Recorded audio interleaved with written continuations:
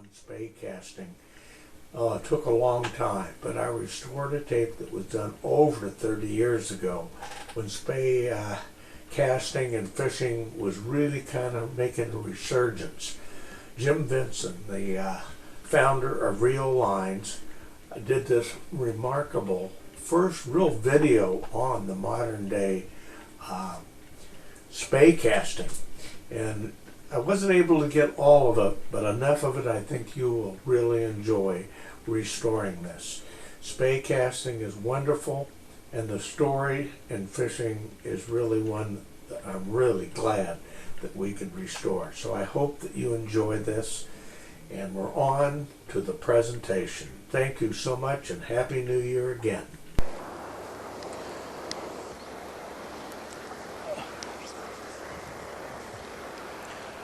An alternative cast to the double spay is a snake roll. It's a relatively new cast. Quite a few anglers are using it all over the fishing rivers around the world. And it does the same sort of thing as the double spay. You do it when there's a downstream wind for safety. You use, in this case, on the right bank, you use your right hand. You have your left hand forward, left foot forward. But there are two distinct advantages the snake roll has over the double spay.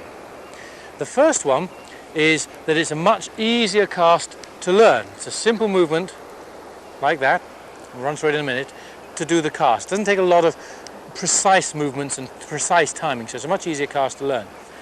And apart from that, in terms of fishability, the biggest distinct advantage of the snake roll is that one problem with the double spay is that you do have to bring the rod across your left hand side, in this case, across your upstream side. Now if you have any obstructions like that, on your shoulder here, for example, an overhanging tree, or far more common, you're fishing from a boat and the gilly is in the boat on your upstream shoulder, or the rowlocks are there to catch your line, you'll so often snare yourself and tangle. So you want to use an alternative cast, and this cast, as I say, is called the snake roll. It's something which I actually developed to 79, 80, long time ago. It's a cast that we use an awful lot, and it goes like this. Now the key to the cast is the shape the rod takes, and I'll just draw it very slowly. The rod starts horizontal, pointing downstream. It goes back horizontal, comes up, over your arm, down, under and up. And this is a shape which we call the egg. It's an egg shape. I'll just grab this line and show you. You imagine the egg. Your rod starts underneath an egg. The egg's not in an egg cup sitting up, it's sort of horizontal sitting on a table. You draw around the point of the egg, over the top of the egg, around the other nose of the egg, under the egg, and lift the rod tip up. And you wait in this rod position here like 1 o'clock until the line touches the water, and then you start your forward stroke. Like any single spay, like any double spay, the timing is precise. It hits the water, you start the forward stroke, splash and go. Now, an analogy that quite a lot of anglers find useful with this snake roll, with this sort of egg thought, is flip the egg. Where the speed comes in of the snake roll is not here, but there. You see, it throws the belly behind you. And again, we're going on this idea of getting the bigger and bigger belly to make the cast succeed. And if you imagine this little chap, this egg under your rod tip, you come round like this, round, and then accelerate, and you make your egg a little flip up in the air, a couple of somersaults, and down the egg lands. And that is a sort of place to put the flip in. Round, over, flip, throw the belly back, tap the forward stroke out. Now the timing is precise, or has to be precise, again like any cast. You can see what happens when you flip the egg, the line's up, it kisses the water, and you go forward. And you don't want to anticipate that. You want to watch it land, and then go forward when you see the line land. Because if you anticipate it and go before it lands, well, the whole thing falls in a huge bunch of noodles in front of you. So it's not quite what you're after. Now the key again to this snake is the bigger the movement here, the better the cast is going to be, the more time you have. So don't be afraid of really big wind up of the rod to let the line drive out on the forward stroke. And the important thing to remember with the snake roll is which direction to take the egg, because I think the most common problem with the snake roll with people learning this cast is which direction to do it. Now it's quite confusing, but it can be easily remembered. From the right hand, which I'm using here, from the right bank and the right hand, you draw your egg anti-clockwise. That is from you, not from the camera's point of view, from the fisherman's point of view, the movement is anti-clockwise, counterclockwise, and that is the right direction. So it would look like this, round, counterclockwise, up, and then the forward stroke. If I was on the left bank of the river, doing the left-hand snake roll, which we'll look at later, you do it clockwise, so it counteracts, it's an opposite, it's anti-clockwise with the right hand, and clockwise direction with the left hand. Now, just the last sort of key point to this cast is the sort of the stance and how you start off, because the most important thing with this really is that your pirouette, your egg shape is 90 degrees to where you want the forward stroke to go. So if I want my forward stroke to go straight over that direction, then 90 degrees to it, you start the rod 90 degrees, you draw your egg 90 degrees to it, and you put the forward cast out.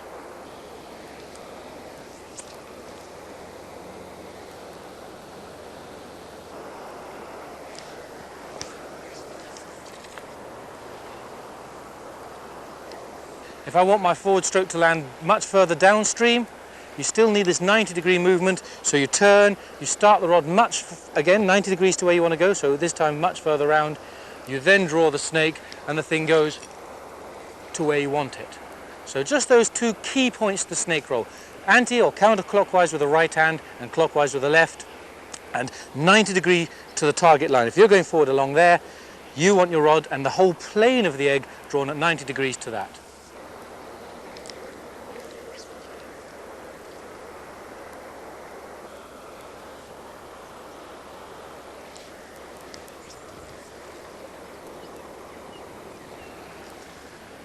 Safety is paramount with all forms of casting, and the snake roll has, like all the other casts, one little spot where the fly can come too close to you. That is what you do with your rod. If you stop the rod right round the back of your head like this, still aiming over there, you're going to pull the line and fly towards you, and as a result that's going to be quite a dangerous cast. And I'll show you that. Have a look at this. This is what can go wrong if you pull the rod round your head. Pull it round your head. Oh! Imagine that with a treble hook on the end. So the key to this, needless to say, I haven't got a hook on the end. The key to this is that you think, for safety's sake, you do your egg and you keep the rod held away from you. And that way there's no danger of the line or the fly coming into your body and catching hold. Round, hold the rod away, tap the forward stroke out.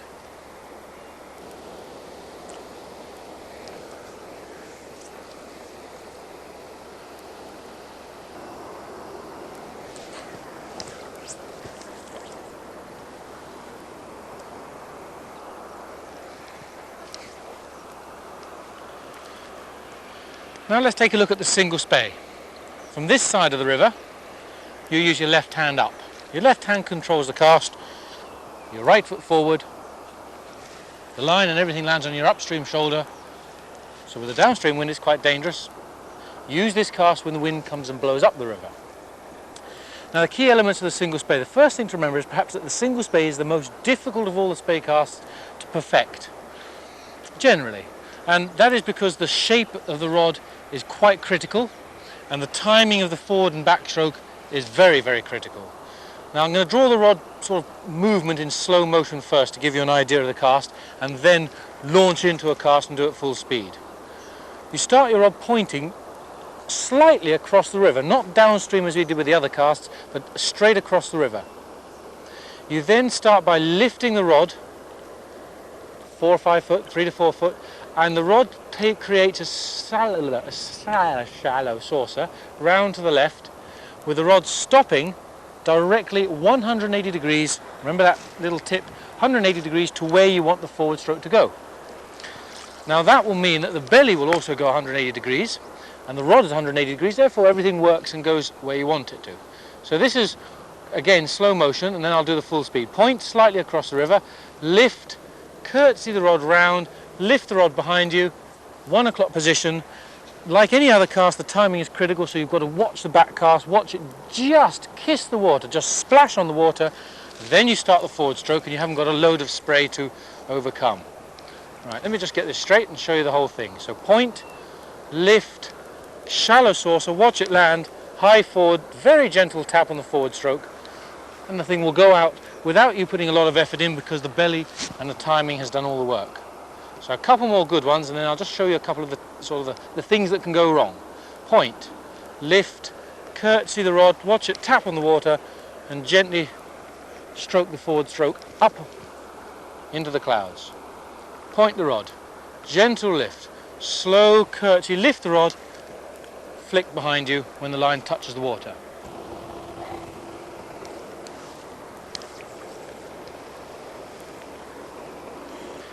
Now, as with all the other casts, something can go wrong. Lots of things can go wrong, and the commonest mistake with a single spay is the timing. It's always the same with all the casts. The commonest mistake is the timing, and if you throw your back cast back, wait too long here, and then attempt the forward stroke, you can see what happens. There's loads of spray on the water.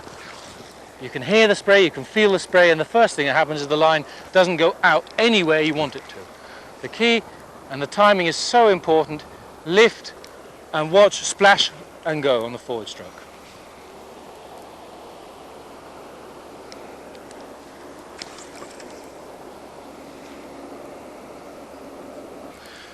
Now, looking at the more advanced aspects of this single spay, there's something that we call the bloody L.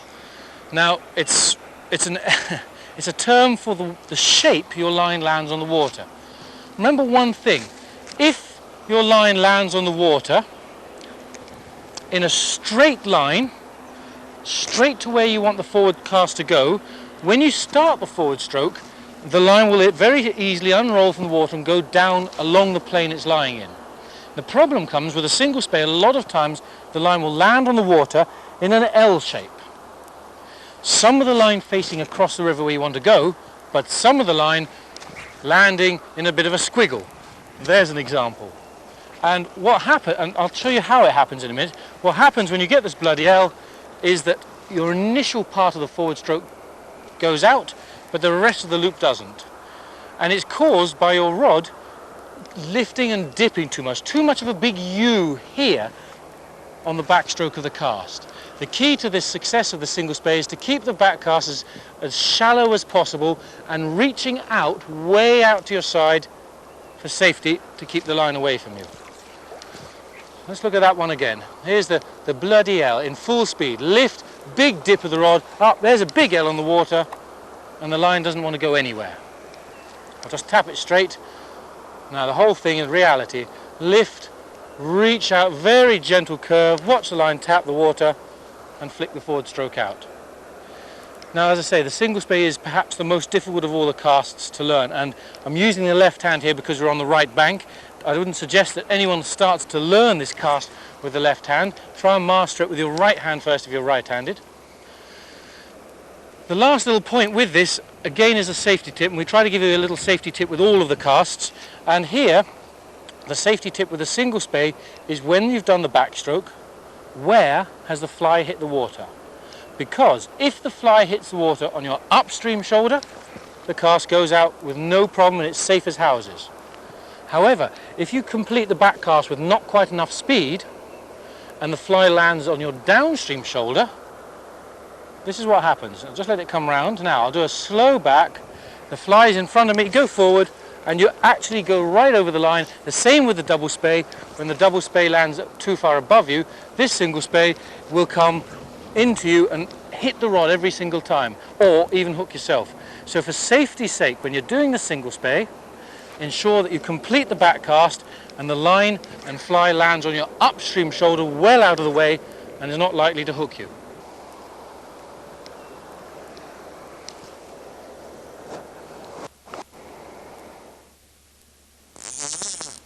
You mustn't be stuck with the idea that the spay cast is a bunch of casts you use with a two-handed rod only, single-handed rod.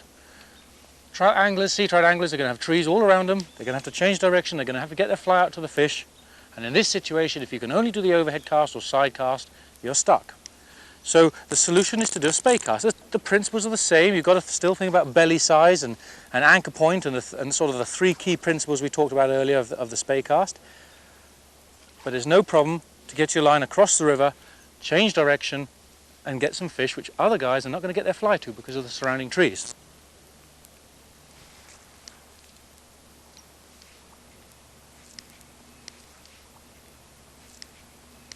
On a river this size, a two-handed rod is going to be far too big, so I would fish a single-handed rod here for comfort, for enjoyment of playing fish, but on this size river, a single-handed rod is exactly what you want.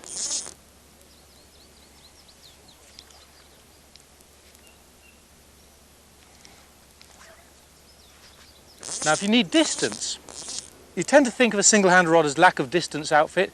The two-handed rod will get you a lot further distance, that's for sure. But one thing anglers do when they're doing the overhead cast is the double haul. And you probably know the double haul. And if you do, the next sort of advanced tip in this case spay casting is if you're fishing the single-handed rod for a spay cast, why don't you try putting a haul into it, what we call the turbo spay.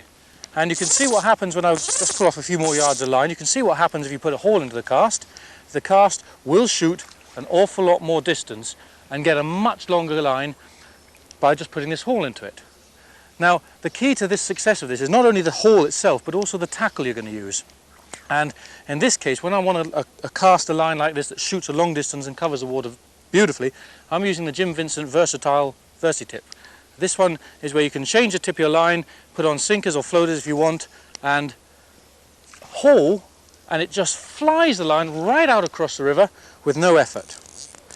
The one key to this is the ability to time the haul with the flick of your forward stroke. I'll just sort of put a sideways shot on here so you can see. As you come forward, naturally the forward stroke has got a flick into it, and you've got to time that haul exactly with the flick to get the best from the cast. A lot of beginners on this thing will go haul, flick, or flick, haul, mistime the two. You've got to get the haul and flick bang on to get the benefit of this haul cast. So the turbo spay, same principles on the back, just haul the forward stroke and the thing will just want to fly out right across the river. Okay, on this turbo single spay, I've already said the importance of giving the stroke in time, bang on in time, with the forward flick with your right hand in this case. The haul is sharp, there, very abrupt, catapults and fires the line out to where you want it. No more than maybe a foot and a half haul. Otherwise you find if you do a really long haul like this, you're pulling too much line, you're not going to be able to shoot the thing. So it's a well-timed haul, spot on time with a flick of the wrist, but short and sweet. And that will really kick your line and get him flying out there.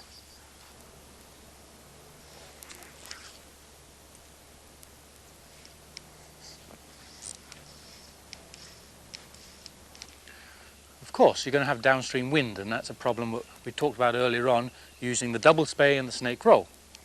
Exactly the same applies with a single-handed rod. If you've got a downstream wind, and there's a little bit of a breeze here, not strong enough really to warrant this, but I'm going to show you anyway, then you can do the double spay quite easily with a single-handed rod. Left hand, of course, because we're on the left bank, so you've got to use the downstream arm. Or, I'll just flip the line downstream, you can use the snake roll. And again, that will put the line right across the river without any form of effort, and without, the most important thing, getting the line into your ear when there's a wind. And likewise, it doesn't matter, you can put out a bit of line and put a haul into the cast and do the turbo snake, which just looks like this. Haul when you put the flick in, the line will shoot out, you're getting yourself an extra sort of 6 or 8 yards on top of that ordinary cast.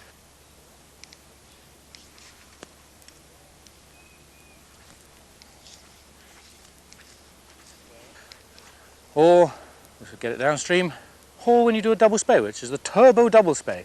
And the same thing applies, put the haul in when you put the flick in, and the line will fly out across the water to where you want it. So we're looking at this double spay, turbo double spay. Use the haul to get your line out there. Once again, if you use a line that is designed to help your casting, like this Jim Vincent Rio Versi-Tip line, then you'll achieve a lot greater effect with the cast. And this is the trout rod version of the wind cutter, the famous wind cutter, which is the salmon line which you use for spay casting. If you put a haul in, as I've already said, the thing will just rocket out across the river, and you're going to gain so much more distance and keep your fly tight to the bank where all those big fish are going to be lying. Oh man, that's beautiful, Simon.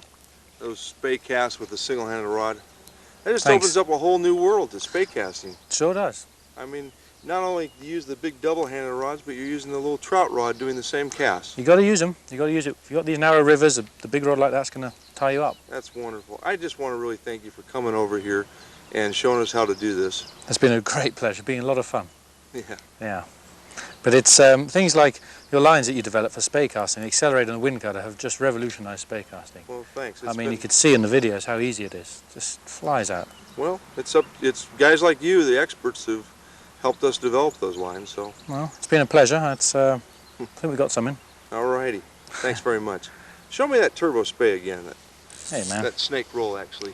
You like this one? Oh, I love this cast. That is wonderful. You developed that cast. It's just amazing. Yeah. Catches a few fish. It does. Yeah. Do it again. Do it again. No. Just yeah, that's great. Oh, had a pull. Did you have a pull? Yeah. Gee. It Give me a works. break. It works, man.